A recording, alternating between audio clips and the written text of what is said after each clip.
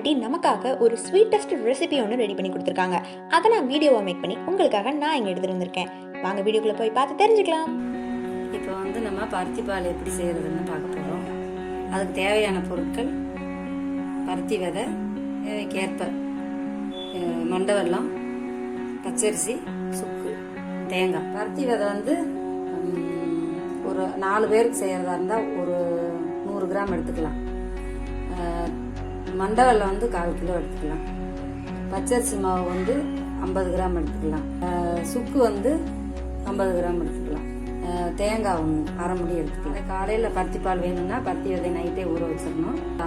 பச்சரிசி மாவை நைஸாக அரைச்சிக்கணும் மிக்சியில். இப்போ பருத்தி விதையை பால் எடுக்க போகிறோம். நாம் இப்போ அதை ஜாரில் போட்டு எடுத்தாச்சு. அது கிரைண்ட் ஆகிறதுக்கு கொஞ்சம் லேட் ஆகும், இருந்தாலும் பொறுமையாக அதை கிரைண்ட் பண்ணி எடுத்துக்கோங்க. அண்ட் அதே சமயம் அதை நல்லா ஒரு வடிகட்டியில் ஃபில்டர் பண்ணிக்கோங்க. இப்போ பருத்தி விதையிலேருந்து பாலை மட்டும் ஃபில்டர் பண்ணி நம்ம எடுத்து வச்சாச்சு. வாங்க அடுத்து என்னன்னு பார்ப்போம். கட் பண்ணி இப்போ பால் எடுக்க போகிறோம். அதோட இந்த சுக்கையும் இதோட இந்த தேங்காயோட போட்டு அரைக்கணும். இந்த மாதிரி நைஸாக பால் அரைச்சிக்கிறணும். அரைச்சி வடிகட்டியில் வடிகட்டணும்.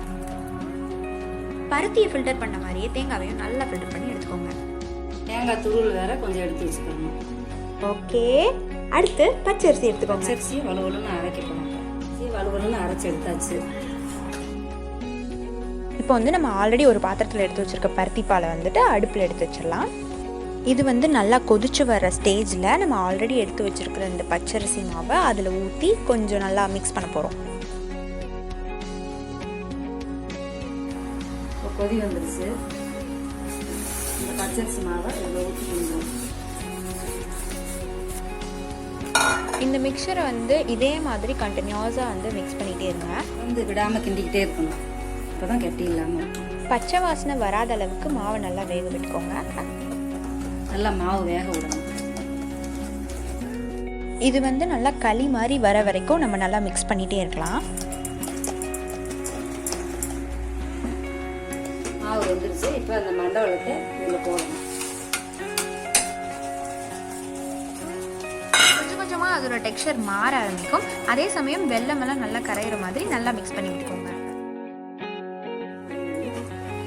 வெல்லம் கட்டியாக நல்லா கரையணும். அதுக்கப்புறம் தேங்காய் பால் எடுத்து வச்சுருக்கோம்ல, தேங்காய் பாலை இதில் ஊற்றணும். ஒன்றோட ஒன்று மிக்ஸ் ஆகிற வரைக்கும் மிக்ஸ் பண்ணிவிட்டு அதை கொதிக்கிற வரைக்கும் வெயிட் பண்ணுங்கள். நம்ம துருவி எடுத்துருக்க தேங்காய் பூவை அதில் சேர்த்து நல்லா மிக்ஸ் பண்ணிடலாம். அண்ட் அதே சமயம் ஒரு சிட்டிகை உப்பு சேர்த்து நல்லா மிக்ஸ் பண்ணிக்கோங்க. பருத்திப்பால் நல்லா கொதி வந்துருச்சு. இது இருமலுக்கு சளிக்கு ரொம்ப நல்லது. மழை காலத்தில் அடிக்கடி சாப்பிட்றது ரொம்ப சளி பிடிக்காமல் இருக்கும், இருமல் வராமல் இருக்கும். உடம்புக்கு ரொம்ப ரொம்ப நல்லது. நம்ம இப்போ அடுப்புலேருந்து இறக்கிட்டோம். இப்போ சூடான சுவையான சத்தான பருத்திப்பால் ரெடி. டம்ளரில் மாற்றி சர்வ் பண்ணிடலாம். டடா, பருத்திப்பால் ரெடி ஆயிடுச்சு. இப்போ நான் அதை டேஸ்ட் பண்ணி பார்க்க போகிறேன். ஆன்ட்டி நான் என்ன சொல்லுவேன் அப்படின்னு சொல்லிட்டு ஈகராக வெயிட் பண்ணிட்டு இருக்காங்க. பார்த்துடலாம் எப்படி இருக்குன்னு.